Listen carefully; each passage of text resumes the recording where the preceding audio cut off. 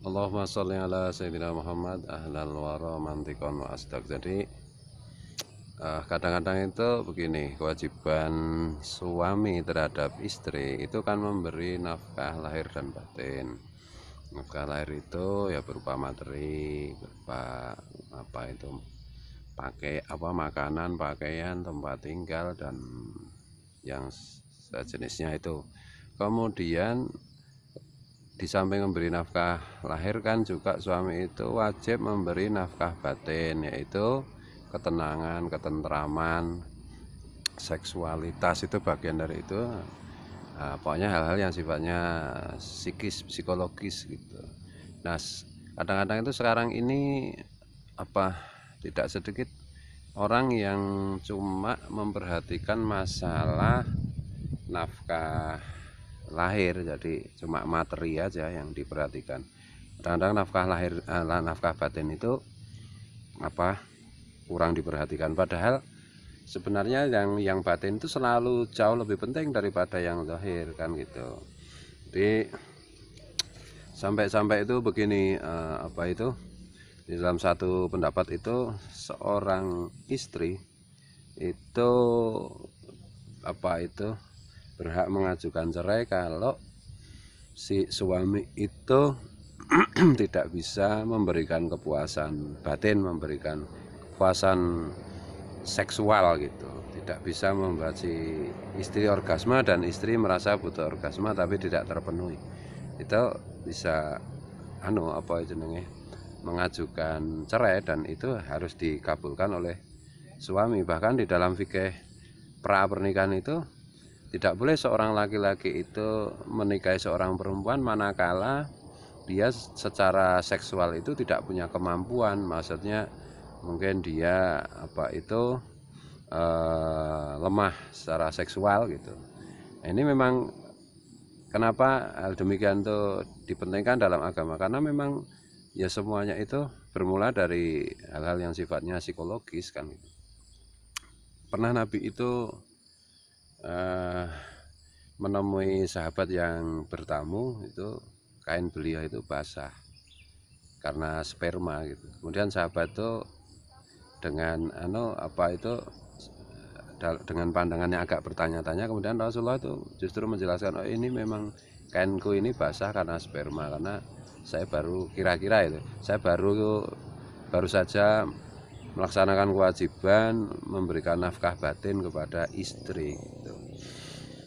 Dan Syekh Abdul Qadir Jilani itu bahkan sampai wanti-wanti seorang suami itu hendaklah tidak inzal, tidak mengeluarkan sperma ketika berhubungan batin, berhubungan badan dengan istri sebelum si suami itu minta izin. Jadi kalau mau inzal, mau mengeluarkan sperma ketika bersetubuh dengan istri, itu suami wajib minta izin, bolehkah mengeluarkan, sudah bolehkah atau belumkah gitu. Nah, ini sebenarnya untuk menjamin kepuasan seksual si istri gitu, karena jangan sampai istri itu secara batin tidak terpenuhi kebutuhannya, itu kan bisa menyebabkan banyak masalah gitu. Nah, kalau di kitab Qurratul Uyun itu ya, ini kan banyak juga yang membahas di pesantren itu, ulama-ulama kan banyak membahas, banyak kitab yang membahas mengenai seksualitas suami istri gitu. Di Qurratul Uyun misalnya itu ada penjelasan bahwa kalau proses terjadinya pembuahan bayi itu terjadi ketika si pihak ibu atau si pihak istri itu tidak mengalami kepuasan seksual, maka anaknya itu kemungkinan tidak cerdas gitu. Tapi kalau si istri itu ketika pembuahan itu mengalami kepuasan seksual, mengalami orgasme, nah itu anaknya itu akan menjadi anak yang cerdas gitu, sampai segitunya. Kemudian juga kalau kita melihat misalnya banyak orang itu perilakunya itu misalnya killer, ada guru, ada dosen, ada pemimpin yang galak macam-macam.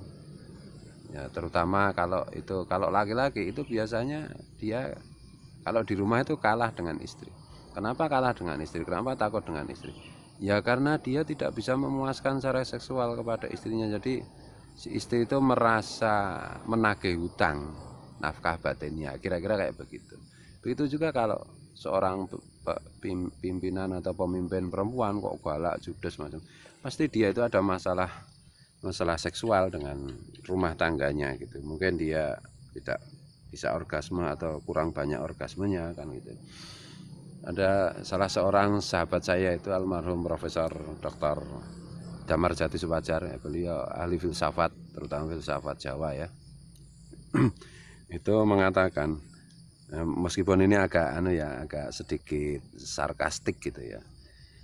Perempuan itu mulutnya dua gitu. Kalau mulut yang di bawah itu kenyang, maka mulut yang di atas akan tenang. Tapi kalau mulut yang di bawah itu tidak kenyang, maka mulut yang di atas itu akan kelaparan terus. Kelaparan itu maksudnya minta apa saja, galak dan seterusnya kan gitu.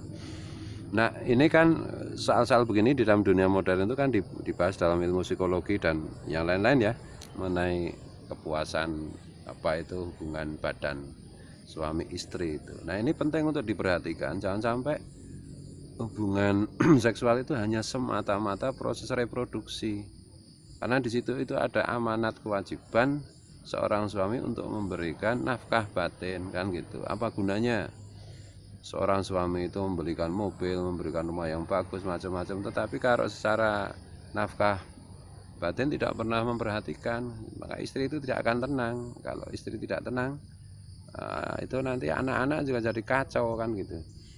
Bisa jadi terjadi perselingkuhan dan seterusnya kan itu.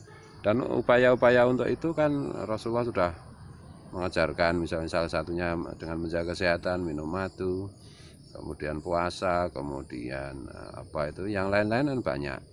Di sekarang itu breakdown dari ajaran-ajaran Islam itu sampai ada pelajaran yoga, pelajaran dan lain-lain gitu. Ada kalau perlu obat kuat juga kan itu. Nah tapi kadang-kadang begini, soal kepuasan batin seorang istri itu bukan, kadang-kadang kan salah ya, ada banyak mitos ya. Yang penting bermainnya lama, yang penting apa itu alat genitalnya itu besar panjang, enggak begitu. Jadi ya kalau Rasulullah kan sampai mengajarkan dalam kita merayu istri itu bahkan kita boleh bohong gitu supaya istri itu senang gitu. Apa itu dalam merayu misalnya dibilang sangat cantik dan seterusnya itu.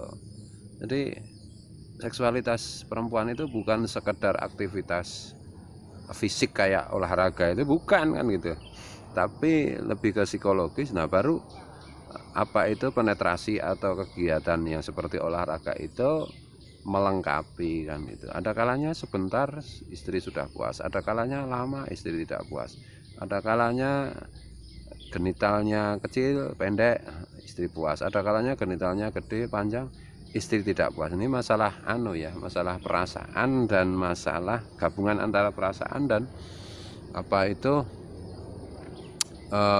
ya kegiatan fisik kan itu. Jadi ya bermesra-mesra dengan istri, bersikap manis, bersikap baik. Bahkan Rasulullah itu kan bersabda, sebaik-baik kalian para lelaki adalah yang paling baik kepada istri, yang oleh istri dianggap paling baik lah gitu. Jadi kira-kira kayak begitu ya. Ini maksud saya begini, ini saya sedang mancing sama teman-teman ini gimana ini di sana ya. Itu ada banyak pada menyebar ini di salah satu telaga di Gunung Kidul. Maksud saya begini, semua itu asalnya dari ranjang. Masalah macam-macam kalau di ranjang itu, ranjang suami istri itu beres bener, baik, bahagia, maka semuanya akan selesai. Bahkan ada itu tembang Jawa itu, mingkar mingkuring angkara akarono karnan mardisiwi. Mingkar mingkuring angkara, terjadinya peperangan, terjadinya konflik macam-macam itu akarono karnan mardisiwi, disebabkan oleh jalan anak. Jalan anak itu maksudnya alat genital, alat kelamin. Maksudnya ketidakberesan seksual kan gitu. Dulu ada apa itu ken dedes dan ken arok macam-macam lah, itu kan karena tunggul ametung itu nggak bisa memuaskan ken dedes kan itu. Perselingkuhan dan segala macam yang menimbulkan banyak masalah sampai peperangan dunia, ya, asalnya dari situ kan ketidakberesan itu. Jadi nah pada umumnya kan begini, mungkin salah satu resep itu di samping banyak membaca sholawat gitu, terutama ya Rabbi sholli ala Muhammad asrofi badrin apa ya Rabbi sholli ala Muhammad asrofi badrin fil kauni asroh itu. Bersikap lembut kepada istri, bersikap penuh perasaan, memperhatikan hal kecil gitu. Itu membantu, bukan hanya sekedar minum obat kuat macam-macam. Tetap aja kalau perasaan istri itu nggak nyaman, nggak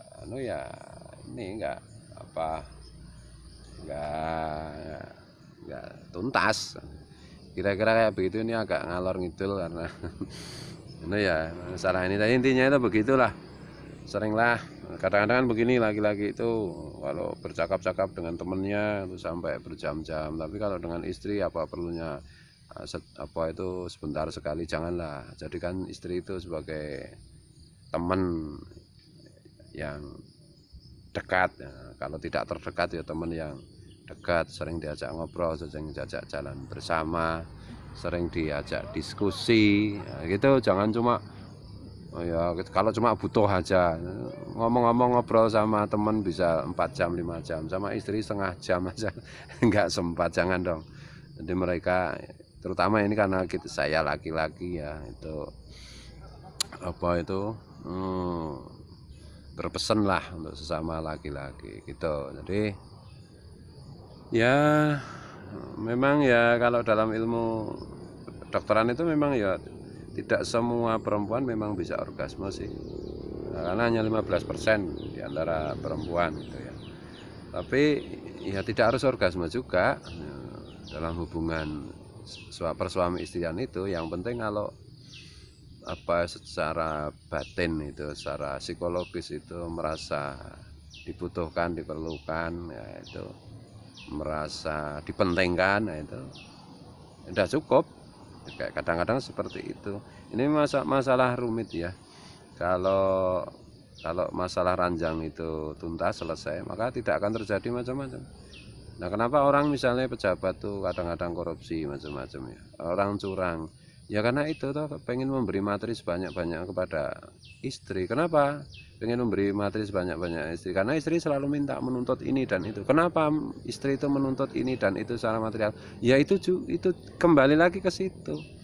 Karena secara nafkah batinnya itu tidak tercukupi. Coba kalau istri itu nafkah batinnya tercukupi, ya dia nggak akan minta aneh-aneh, nggak akan minta materi macam-macam. Jadi ya sebenarnya kasihan juga koruptor itu. Koruptor itu pasti nggak jantan. Maksudnya nggak jantan, nggak bisa melaksanakan kewajibannya sebagai suami di dalam memenuhi kebutuhan nafkah batin, kira-kira kayak begitulah. Jadi ya banyak membaca sholawat ya, itu membuat kita tenang, membuat istri tenang dan seterusnya. Ada doa-doa juga toh, nah, itu.